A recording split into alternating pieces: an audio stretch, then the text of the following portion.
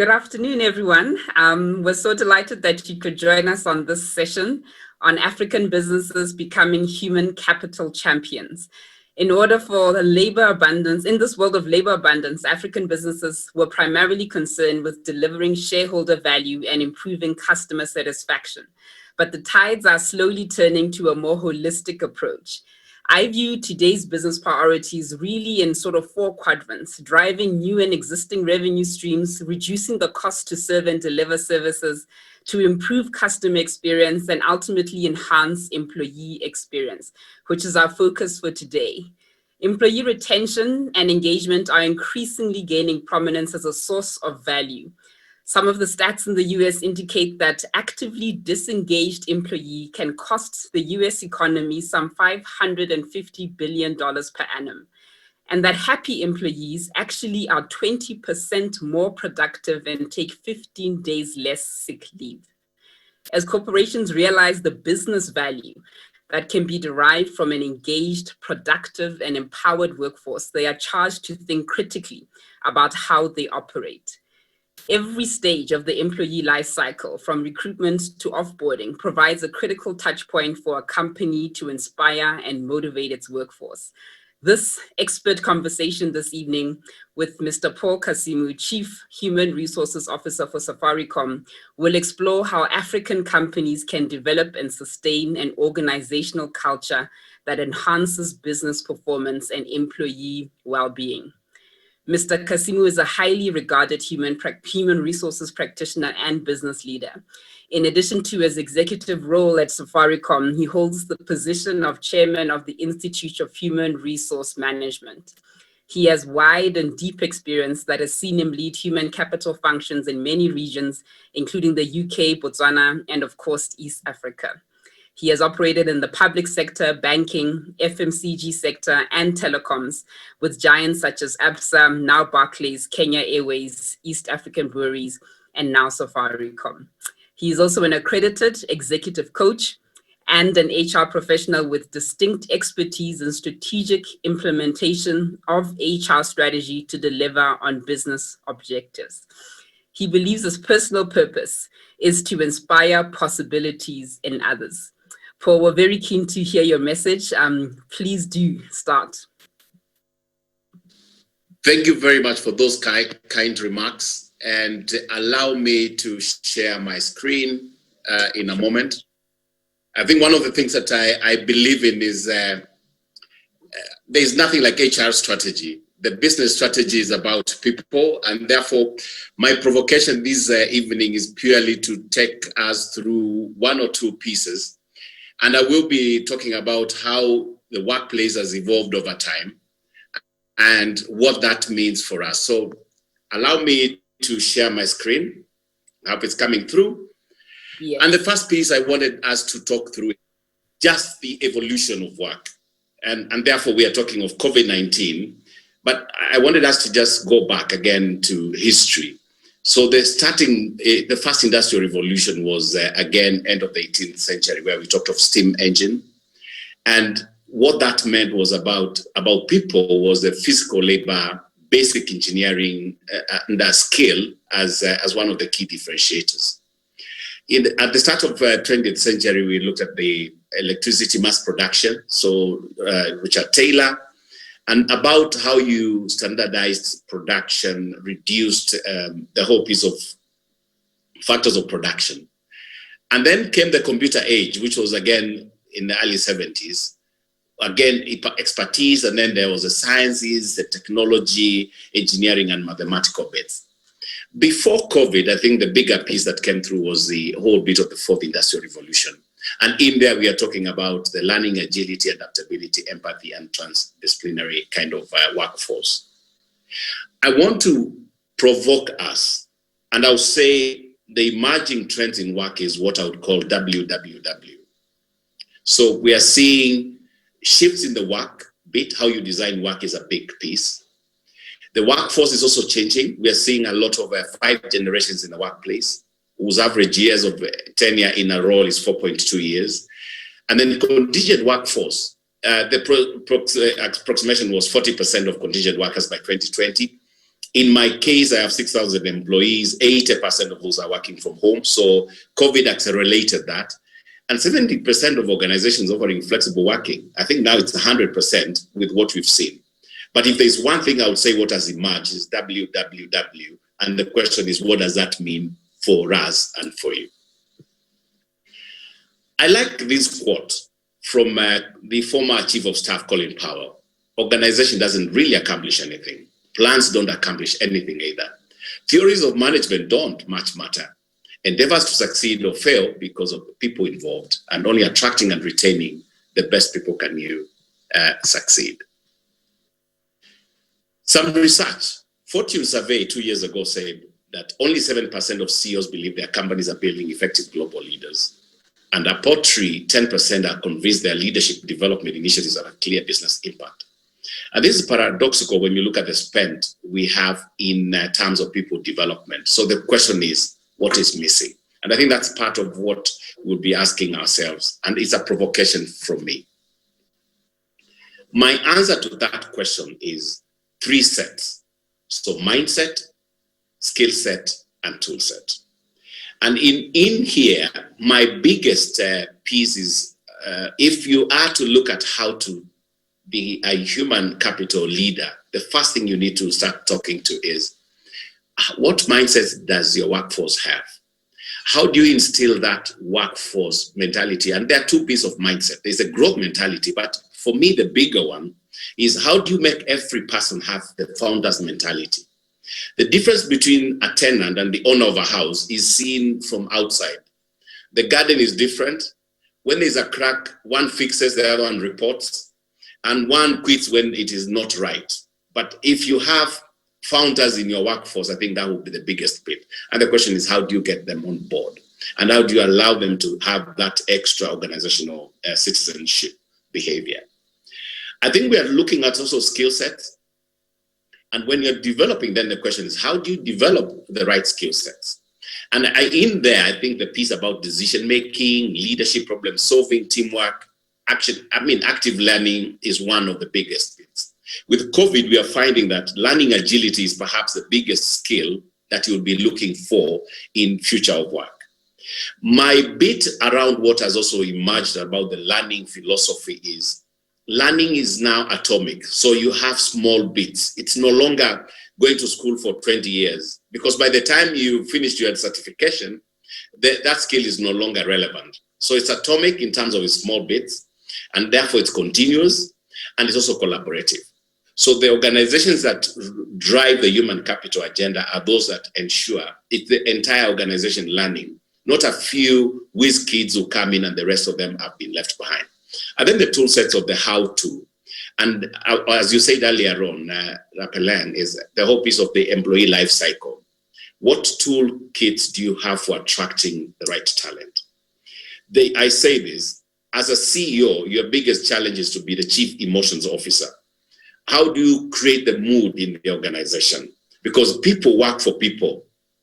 67% up to 70% of people leave organizations, not because they're organization, but they leave their managers. So there are people who will not come in because they can't stand the line manager. So again, mindset, skill set, and tool set as a provocation. I wanted to look at, and I wanted to come closer because I had about 10 minutes and then we can do an interaction. So this is provocation. If you ask me, the organizations that will win will go into 3 buckets. The first of those is, especially now with the COVID, is around safety and well-being. And the duty of care is big. If you don't demonstrate that, then you will lose talent. And in safety and well-being, it's about remote working. Most organizations now are saying, make it work. We have seen people providing protective equipment, but also providing chairs and ergonometric kind of settings so that people can continue doing their work productively. Of course, connectivity is big. The piece of how you focus on the mind, body, heart, and soul of your teams is big. It is not rocket science, but it's a piece of how do you do some bit of stuff to ensure that the whole person is complete and is in a space that they can work effectively. I think non-work issues are also becoming a big one. We are seeing a lot of non-related bits like domestic violence, burnout, finances, financial loss of family members, how organizations that demonstrate that duty of care will stand in the human capital agenda. And obviously the piece about the purpose story.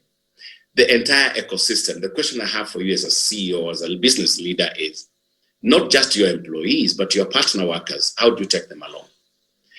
Linked to the safety and well-being is the whole piece of maintaining a connected organization. And how do you then keep a pulse on your organization? And I'll share with you some bit of data in terms of some people you might think they're on board, but they're not. Collaboration of teams. How do you collaborate when people are off-site? And I talked about the chief energy officers. In my case, with the 6,000 employees, we actually discovered that the people who are creating energy in the teams, it's not necessarily the line manager. Allow teams to be and allow them to create that energy to be. And then obviously the organizational citizenship behavior. And the final piece is about obviously the main concern is you want your human capital. Being a leader then is about how you redesign your jobs, how you measure outcomes. And this is a big one for leaders because most of us are used to management by walking about. That is gone. So how do you go to people's homes and knock one home and say, I am the line manager of this person, is he working? Of course not. It is how you then lead. And then of course the bit about reskilling and upskilling. One skill at a time is one of the philosophies that is coming out. So the question is, what is the one skill that will make you different? The enablement tools of the laptop connectivity, I think, is big, and then workforce analytics. I thought I would speak to one more thing and then I will pause there and then we'll go to the open session. And it's about the culture that you want to lead as a leader. And culture has three levels. It's a behavior you see, what people are saying. This is the tip of the iceberg kind of analogy. There is a stated values that you have, but also the underlying beliefs and assumptions that people have. And the question then I have is, as you lead the organization then, how do you ensure then the underlying beliefs and assumptions are pushing the right bit? I normally love this slide. And it's a provocation that 70% of culture is around change capability, commitment, role modeling, consistency, and especially leadership, role modeling, and consistency. People do what they see others doing, not what they hear. It's not what you're saying, it's what you're doing. And if there's a problem around there, it's just allow people to be, but be a role model. Of course, the organizational levers of the processes are important, but 70% will take you there in terms of driving the right culture and mindset. I love this slide. It's a busy one, but the moment you pause around it is to say, if you want to be a true human capital champion, start with the aspiration of where you want to be. The destination is to have everybody being an advocate of what you stand for as a leader. And in there is about, I talked about the assumptions, but then how do you take people around the curve from confusion, negative perception, not being able to support, and even aborting the change to awareness, understanding, acceptance, commitment, and advocacy. And I think that's a journey that you need to take your people along. And it's as simple as start with the end state. In 1961, J.F. Kennedy said, I have a mission to take a man to the moon and bring him back safely. What is your mission to the moon is the question that there is. And do people understand? So that the sweeper will say, I'm sweeping here because I want to take a man to the moon and bring him back. That, I think, is a bigger conversation that I will have for you. A few very light slides for me. Leadership is the point that we are making is that only 29% of your people are engaged. About 56 of them are actively disengaged, but then 15% are actively disengaged. This is a Gallup survey. Question is, who is? Because sometimes you never know who are your 15% who are actively brand assassins. I think if you want to be a human capital champion, Peter Drucker just said this, empathy, walk in the shoes of your people. It's not rocket science, that does it. 40 to 50% of an organization's profit margin fluctuations are predictable based on employee feelings and opinions. Again, what's the mood of your organization? The numbers will come in. In our case, we say we go purpose, people before profit. That then means the profits will come naturally if you have a purpose as a leader and as an organization. If your people are taken care of, then the rest will come in naturally. Across industries, the one significant factor that distinguished upper quartile and the most successful managers from the lower quartile of unsuccessful managers is that empathy, the care. Are people feeling you? 90% of leadership failures, it's just communication. And what that means. How are you connected with that? Again, we talk about many theories of leadership and human capital. Just communication. Work with the people. My parting shot. I've found if you empower with right technology, digital processes and culture, physical spaces, I think employees find they can do their job. Create an environment where innovation can flourish. Allow for intelligent failures. If you can't create an environment where people can be, then you'll always have an issue of human capital. Promote collaboration and flexible working. It's a team. And lately, agile working is the best thing that you have. So you have teams of up to 9 that make the difference. Diversity and inclusion. It is not about gender or age. It's also about thinking style. I've found leaders who recruit people who have this DNA of the organization. Recruit somebody who is different. And in some cases, recruit somebody who is better than you. And you'll see the magic that goes in there. And of course, the work-life integration. My last slide. A leader is like a shepherd, said Nelson Mandela. He stays behind the flock, letting the most nimble go out ahead, whereupon the others follow, not realizing that all along they're being directed from behind. Thank you very much. No, thank you very much, Paul. I was quite confused. Are you not the Chief Marketing Officer? Because I learned so many nice slogans from that session. Work, workforce, workplace, mindset, skill set, tool set. I think you've got all the rhymes there going. So thank you very much for that. My initial question for you, and as someone who often sells into HR services in the training space, is how do we ensure that HR practitioners actually do serve the true business objectives and actually align with all the other sort of departments in terms of financializing or putting numbers to the work and outcomes of HR and the culture that is delivered? How do you go about tackling that? I think the first thing my personal belief is that there's no HR strategy. The HR strategy is the business strategy, and people will be part of that conversation. So the starting point is where you come and call out in terms of what is the organizational ambition and where do you want to be. So that will be the starting piece. Sure. And in that house of your aspiration, the foundation of that will be people and organization. And I think what we have lacked in most cases is to find a line of sight that shows the correlation between what the HR interventions are and the overall business performance. I'll give you an example. Sure. When you talk of you want to grow to new frontiers, the first thing I will ask you as a chief executive is, what skills do you require? What are the core roles that you will need to be there? What does winning look like? So the question then I'll be asking is that, do you have the right people?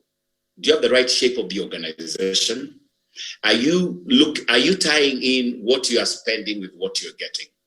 And therefore, from an HR point of view, I think the first thing is correlate any HR intervention with a business outcome. So if you look at also, you want to grow your EBITDA, the point you have there is, if it is the earnings before interest and tax, depreciation and amortization, then the question you have is that, what is your cost to serve? If you're doing a call center, for instance, what does it take you to generate? What is the revenue you have per call and how much are you spending? So when you link it to that, then it becomes very easy.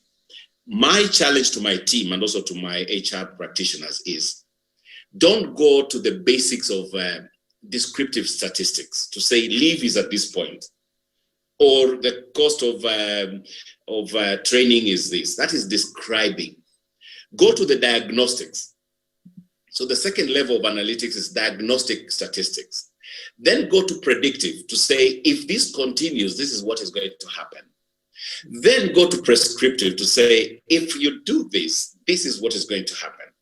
And of course, the bigger piece is the artificial intelligence. But I think I would say just start with the analytics and link to business strategy. I hope I've answered your question. No, you certainly have. And I always get concerned as to whether the HR department is sort of reskilling themselves to be able to use and provide analytics to their own sort of organizations. Have you sort of come up with a plan for your own HR people to go along that digital skills journey? I think that's a very good question, because you can only give what you have. And if HR is not ahead of the pack, then it will not work. A story is told of a tree cutter who kept on cutting trees. And the first day he was told, every log you cut, you'll be paid this much money. And the first day he did 10 logs, and they were big. Day 2, he did 8. Day 3, which was a Wednesday, he said, I'm going to even work harder, but he ended up with the 6. Day 4 is, and he was actually getting very, very frustrated. And he had a coach. And in the coach said, what is it you're doing differently? And they said, I'm working harder. I came with the right mindset. I have the right skills. I don't know what the problem is. On day 5, which was a Friday, he cut 20 trees or logged 20. And the question was, what happened? And he sharpened the axe. So I think for HR, if they don't sharpen their axes, then the trees will be fewer in their logging. No, very true, very true. Viewers, please keep your questions coming. We will certainly get to them shortly. One of the things that has really stayed in my mind, Paul, is that the kind of organizations that we're trying to build for the future, these resilient, adaptable organizations, really require a different style of leadership that is open, that is collaborative, a servant style of leadership. And I often get worried that this causes a conflict between our traditional, with our traditional African cultures that are more patriarchal, that believed in, the single great leader who was born to lead. And we kind of need to shift that in order to deal with the more complex world that we're in. How do you think that companies can tackle those dynamics? I think the biggest piece that when we talked about mindset, skill set, and tool set, is organizations that don't focus on those 3 for their leaders are missing out big time. The last I checked, when I checked the war for talent had won the war, not organizations. So leadership style with the generations now, where you have the gig society, where you have the millennials now are the older lot, we have the digital natives now in the workplace. Yes. We have to say the default leadership style for any leader is a coach and a mentor. So if you don't coach, if you don't mentor, then you will definitely end up with either people just being there because they have to come to work, or you've lost them. So one of the shifts, and this is the one thing that I will ask, is any leader will ask, what is the biggest shift I need to make at a personal level to create the environment where people can thrive? And therefore, one of the things, like I've done in my case, is that we've gotten the entire executive team go through accreditation as coaches. And we've also gone to the next layer to say, this is what we want to do. And therefore, if you don't spend in the style from the pace setting, directive leadership, you will end up then having a disconnected organization. Definitely, I can see that. And I'm wondering, do we do enough in companies to penalize behavior leaderships that are not actually doing that? And I often worry that we sort of let it slide for as long as the company is making money. And only when, it gets very bad do we start questioning leadership styles. I think that's a very good point. And one of the things we've said is also your reward systems and what you bonus people on. And in cases, bonuses are around, give me the money. I want the customer metrics to be right. And as long as you are hitting the numbers, it doesn't matter how many dead bodies you've left on the way. And there lies a problem. So the lack of sustainability.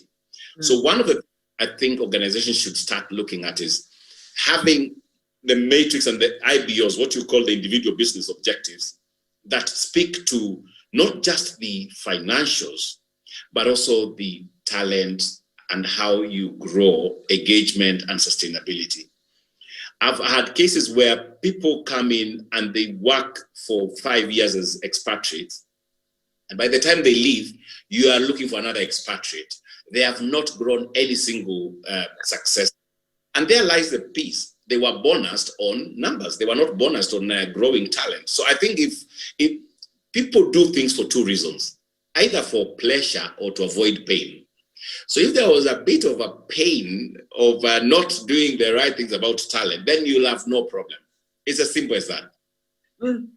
Very, very true there. And I often worry that companies are leadership is too incentivized on those annual bonuses as opposed to the 5 or 10-year target, where you should probably be incentivized on how well your successor performed as opposed to your own performance. Do you think that shareholders are looking at that kind of horizon? Because I think for as long as shareholders are not asking, we're going to stick to these annual bonus and targets approach, which is an ideal for development. I like what you've just said, because in there comes what you call the stakeholder management theory. And what has been found is that most sustainable organizations are those that look at the entire chain of stakeholders, not just the shareholders, but the entire ecosystem of that organization.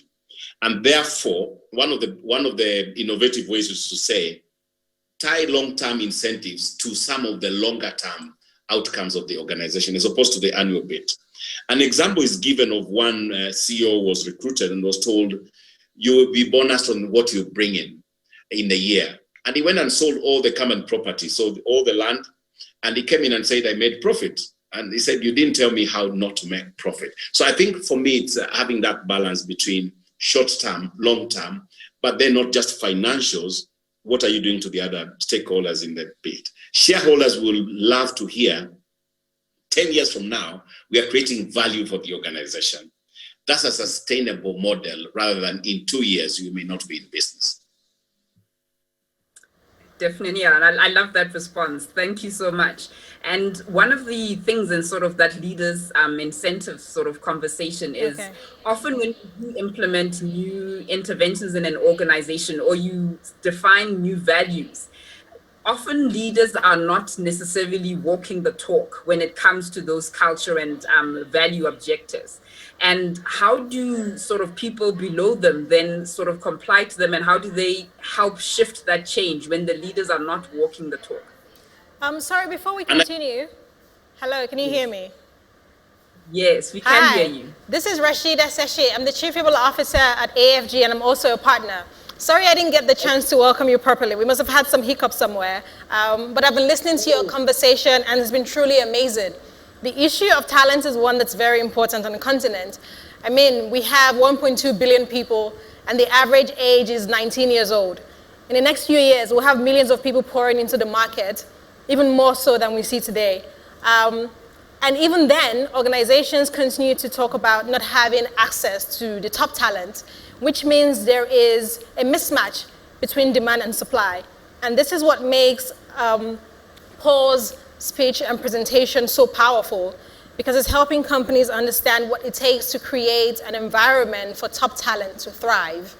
And I just wanted to say, in addition to Rapalang's question, what does it take to build a strong culture that allows people to thrive in organizations? I think the big bit of when you talk of culture, I think for me, I talked about the behaviors, but also the beliefs and underlying assumptions. And the bigger piece is leadership. I mean, it boils down to one word, leadership. And in there, I think the first thing organizations that are now thriving and leading in their space, the first thing they ask is, what's our purpose? And I think that's one question most organizations have never asked the question. What is it that makes us exist in the very first bit? Because most of the young talent that we are seeing are also looking at purpose-led. So they're doing for something bigger than themselves. And I think that's where we've come through the purpose, people, and then profit comes in. Yeah. In terms of drawing the culture then, the first thing is where you come in and say, first once you talk of the aspiration, then you talk of, make it clear. Let people understand what culture you want to create in your organization. I call it the founder's mentality. Yes. So the very started with the volunteers mentality is this is what we stand for. Customer obsession, we drive value for the ecosystem, whatever it is. Yes. Then make it known and make it real. Most importantly, it is the language you use every day, it's the rituals that you have, it is the symbols of that culture and the stories you tell from time to time. I call it the daughter-in-law induction. She comes in, the first thing she's told, this is how we address the oldest auntie in this homestead. We are Africans. This is the language we use here. And this is, if you don't, then this is what is going to happen. Now, what we found is leaders preach, but they don't do what they say. And therefore, there's a disconnect. And the bigger piece is, if you don't have leaders who role model, and if you don't call it out as it is, then there's a problem in there. So for me, it is a disconnect between what you say and what you do. Chinua Achebe once said, if you want to eat a toad, look for the fattest and the juiciest. And if you want to set a record as an organization, get people who don't espouse their values at the highest levels and let them go. And if you did that, then it will set the right message. But if you keep some of the culture assassins, and down there you are punishing the smaller guys down in the chain, then you will never achieve the culture you want to do. Very well said. Very well said. I like the point you made about the disconnect between what we say and what we do. So as the Chief People Officer of AFG, we're a talent company and we care about people. And I also want to mention that you are the first HR professional to be recognized as a Manager of the Year in the Company Award of the Year in Kenya. What's your advice to HR professionals or people professionals, depending on what you call yourself these days? What steps do you think we need to take, or how do we check ourselves to make sure that we are practicing what we preach, that what we say matches what we do, to create that conducive environment for our people? I think the first thing, there are two things for me. The first one is about integrity. And there is nothing that you can do about integrity. If the HR leads in an organization do not walk the talk, then everything else comes crumbling in the middle. And the second piece is about credibility. And credibility is around, first, the commerciality of HR. Because if you speak your language and you don't speak the business language, then it will never work.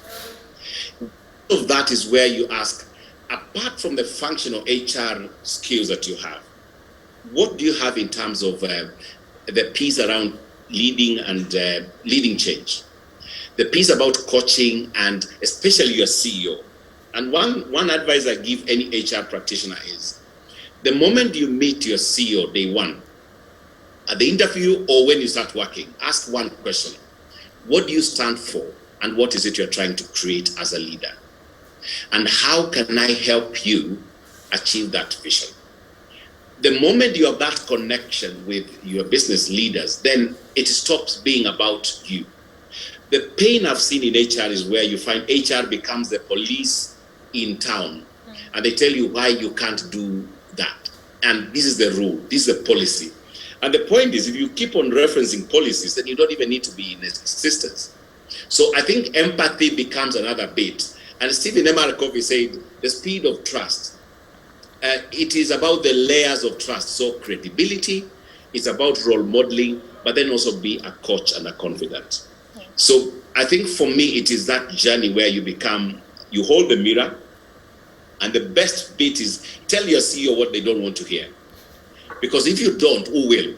And most CEOs are and this is the bigger piece, they are successful in their own right. They have a mission, they have a vision. It's like a dog with a bone. And therefore, as you walk with them, walk in their shoes, but also tell them, watch out. Because that, for me, is my role in the organization. Thank you. Thank you so much. I'll bring back Rapalang now. Sorry as well, we're not able to introduce you properly. She's the founder of Rekindle Learning, and we would like to hear some of her views. Rapalang? Hi, Rashida. Hello.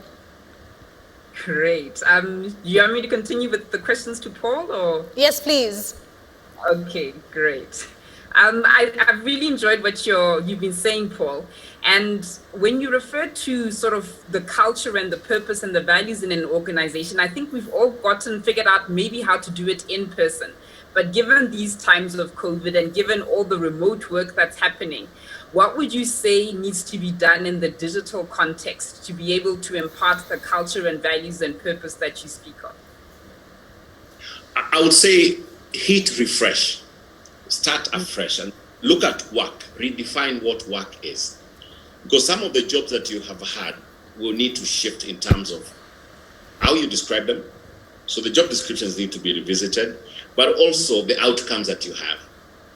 If you could do that, and then you have a clear line of sight between what the organization wants to achieve and the contribution of each of the different parts of that organization, I think that would be the first starting point, a clear line of sight for every position.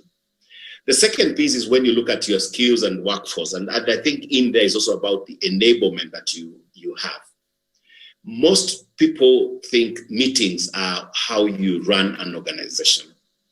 Therefore, you're finding calendars are full from 7 to 7, or it's no longer 8 to 5, and there is no break. I think that's the other bit, that organizations must stop managing activity, they manage outcomes. The other piece is also the workforce needs to be self-directing. So I think more of give team outcomes as opposed to individual outcomes, and let teams start self-managing themselves. Of course, the leader needs to be in there. And then ensure line managers have coaching one-on-one sessions with their teams.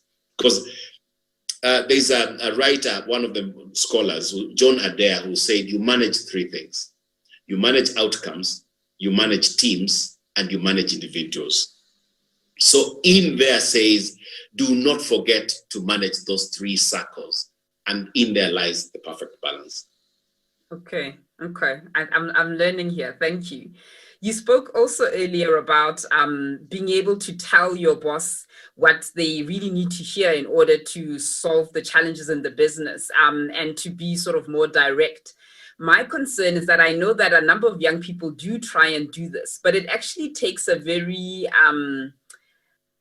a humble leader, or a leader that is open to feedback, to really take that in and not be offended or threatened. And I certainly worry that a number of leaders aren't in that space where they are willing to be challenged by people that are below them or subordinate to them in the organization. What would be your advice to young people that are in that situation? In 2 words, authenticity with skill, or 3 words. Authenticity with skill. It is not the what you say, it is the how you say it. And this is where we are saying, and especially because if there is positive intent, yes. And I normally use models, because one of the things we haven't had is where you have a toolbox, a toolkit, how to. And in there is about first build empathy. I would say walk in the shoes of your leader and understand the fears they have. Being a CEO is one of the most loneliest things that can happen to an individual in the world. It's lonely up there, because you go home, you're called, you're the boss, and it doesn't matter whether you're the lady or the man. You are still a CEO, therefore you have no vulnerabilities, you have your fears. It's like the swan that goes very smoothly, but down there they are pedaling very fast. And I think as a young person, as you come in, first try to seek context before you provide context. And the power of questions will be the best one, where you can ask open-ended questions, the what, where, who, how, as opposed to telling. Because the issue I've found is that there's positive intent, but the how you engage is the biggest point. That would be my bit. Now, on the part of the receiving executive, these are your kids. The same at home today, I will not necessarily tell, because if I do, I end up being alone. And there are very good ways of doing it. People go to their bedroom and they will leave me in the sitting room with the mother because they don't like the way I do it. They will do the same with you in the organization. And therefore, that for me is how I look at it. When you go in, seek context before you provide context. Authenticity is right, but authenticity with skill would be the tool that I would ask them to consider. Very, very good advice there. I wish I'd heard that when I was younger. So you talk a lot about maintaining a certain culture in an organization. Do you do regular assessments? What kind of audits do you do to really get a sense that people are behaving according to the values or the purpose of the company? So when people ask me about culture, people say it's the way things are done here. But I'll say culture is two things. I talked about behaviors, the belief systems and assumptions. But ultimately, how that manifests is about employee behaviors, but also the employee experience. So it's more like, and we found cases where people go to organizations and there were performers in their previous organizations, but the culture there is completely stifling. So it's not just what people do, it's also what we do to people when they come to our organizations. And I think in there is about how you build that point of the language you set up here. And in setting up then the right culture, if you have a baseline, and in our case, like when we went on 18th of March, we went to work from home, 100% initially, then we started scaling back. Surveys help you to get the feedback that you need as a basic one. But in the surveys, then ask yourself, what are you asking? And the first we've asked now is that, how are you feeling? The first question I ask people right now is, in a word, describe how you feel. I'm positive, I'm anxious, I'm afraid, I'm whatever it is. Number two, how enabled are you? Number three, how collaborative are you, or how feeling of a team are you?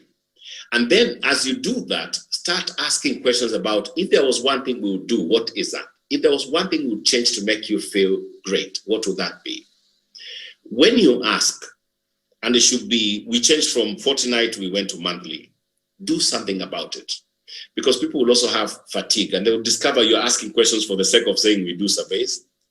And therefore, if you don't act on it, then it becomes an issue. Yes. Don't make HR be the ones who own that report. It must be the line managers. And most importantly, let the solutions come from within, not being prescribed by an expert outside of the team. Cool. To build on that, Paul, I'm a big fan of continuous performance management. Is that something you sort of experimented with or done? Because in my view, a lot of the time, even when I look at interviewing young people, I'm sort of less interested in what they've been able to achieve so far, but how well they observe the context they're in, the feedback and reflections they have around stuff they have done, because that to me sort of says that there's a feedback loop that is strong, and therefore they will actually grow very fast in a really stimulating environment. And traditional corporates will do, your performance reviews once or twice a year, really limiting the amount of feedback that people can get, especially when they need to upskill quickly. What are your thoughts on that? So in addition to the global survey you do for the organization, I think putting mechanisms where you can give feedback on the go is the best thing that I've seen in organizations. And most line managers wait until they have enough evidence to incriminate somebody and say, on 1st of January last year, you did this and you did. So I think it's more around how you provide feedback and coaching sessions. And it shouldn't be at the end of the year. It should be on the go. And most importantly, please put in place kind of mechanisms that are regular and anticipated, and then ensure you also do the coaching, which is why I said, if I were to change one title, I would stop calling people line managers to line coaches, because their role is purely to coach on the go. Now, as you do, there are two things about performance appraisal. As you appraise the outcome, also look at the person. And we rarely look at the individual development plan. We only look at the individual business plan or IBOs and never the individual development plan. So for me, it's having the balance to create that longer term talent growth. Sure. Rashid, I know you wanted to dip in and ask a question. My question is actually for you. Peter has said so much about integrity, basically as professionals putting our money where our mouths are. And he said colleagues should be able to tell their bosses when something is going wrong. And I was wondering, Raphael Lang, as a founder and a leader, a business leader, how have you had that situation where members of your team have come up to you to tell you what's working and what hasn't been working? And how did you take it? And what's your advice to other founders and business leaders? Sure. You know, Rashida, I think I had an epiphany 10 years ago, maybe, that actually my job as a leader isn't to be the smartest person in the room, but is really to make sure that other people or everybody else can do their best work every day. And what do I do to remove the roadblocks on their way? And once I could let that go and I didn't have to be the shy and I didn't have to be the smartest in the room, then it is all about what are your guys' ideas? Let's do a retrospective on this project. What went wrong? What do we need to do better in future? What do I need to give you to be able to do better in future? And for me, once you sort of create that open conversation, it's less about, you know, telling me something that's wrong. It's about us looking at the problem and saying, how do we fix it? Absolutely, absolutely. I completely agree. We have these sessions in my team once a week where we discuss, everyone gives an update on what they're working on. And I must say, it's something I had to learn myself. I don't have to be the smartest person in the room. I don't have to be the one solving the problem. I just have to be the one to make sure the problem gets solved. So yes, thank you very much. Thank you to Paul as well. It's been a pleasure having you. It's been a real honor to have you on our team. Again, when it comes to talent, that's a very big and important area in Africa. And if businesses really want to scale, then first of all, they need to attract top talent. 2, you need to nurture that talent so that they feel appreciated and happy to stay to help you truly achieve your potential. So once again, thank you for the knowledge, and I wish you all the best. Thanks. Thank you. Thank you. Welcome. Thank you, everyone. So that was Paul Kasimu and Rapalang Rabana. They've given us a lot of knowledge on how to improve on our talent. And so we have come to the end of day 1 of Africa at Scale. And in order for us to really say goodbye to you, not goodbye, see you tomorrow, but to thank you for attending with us today, I would like to bring some of my colleagues on stage, Yasmin Kumi and Roberta Ayalingo.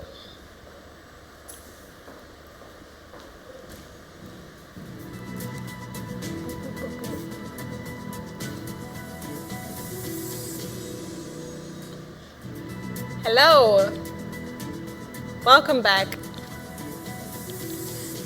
Thank you once again. It's been a really long day. We've had the chance to speak to so many interesting people. Yasmin, Roberta, what do you think? I'm blown away. I mean, we've gotten some really exciting feedback from the audience. It seems that people are still engaged and excited. So Yes. We're looking forward to continuing that tomorrow.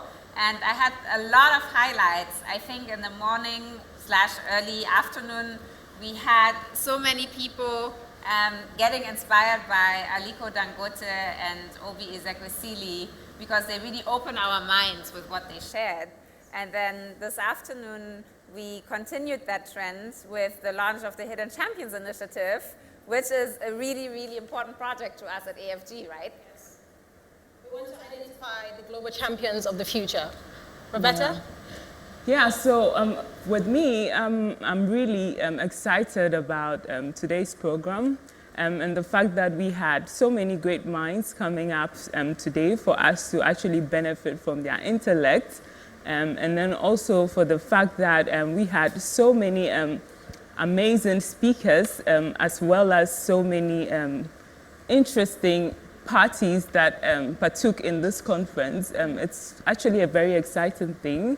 And we actually look forward to having a fruitful one tomorrow as well. Yes, certainly. We had really amazing speakers today, and I don't want to draw on anyone's presentation, but the 2 big takeaways for me was 1, seize the generation from Dr. Obi, and also just now from Paul Kasimu. We need to have integrity as HR professionals. We say what we mean and we do what we say. Thank you. But then there's also technology. I mean, yes. Yeah. Everybody talked about technology. Paul Kasimu talked about technology. Everybody talks about technology. Yes. And this is something that's exciting to me because we also build technology to transform the sector we're in. And I think that the session with the technology experts about bridging the gap between technology and traditional business was so, so important. Yes. To find out how you can actually make sure that technology matters to you no matter what business sector you're in. I agree. So yeah, I think as a team, we have to thank our team that has been doing all of this behind the scenes. And I think as management team, we are very grateful that the audience has been with us throughout the day, and we're really excited about tomorrow. Yes, we are. We really are. Look forward to seeing you tomorrow bright and early. And I also hope that we have taken advantage of the great minds that came in today, and we have learned things that we actually look forward to learning. And we've also exposed ourselves to industries, areas that we expected to have had an impact on. So I hope we had a great day, and looking forward again to tomorrow. See you tomorrow. See you.